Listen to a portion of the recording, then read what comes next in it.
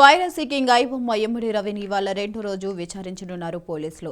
రవిని 5 రోజులకు పోలీసులు కస్టడీకి న్యాయస్థానం అనుమతించడంతో చంచల్గూడ జైలు నుంచి గురువారం హైదరాబాద్ సైబర్ క్రైమ్ పోలీసులు బషీర్బాద్లోని పిఎస్కు తీసుకువచ్చారు. ఇక తొలి రోజు బ్యాంకు లావాదేవీల గురించి సమాధానాలు రాబట్టారు. ఎన్ఆర్ఐ ఖాతాలు, క్రిప్టో వ్యాలెట్లను, నగదు మళ్లింపు గురించి ప్రశ్నించారు. 1x1win బెట్టింగ్ యాప్ల ప్రమోషన్స్ కు పలు డబ్బులు కూడా తీసుకున్నట్లు గుర్తించారు. ఇక మరో 4 రోజుల పాటు విచారించాల్సి ఉంది.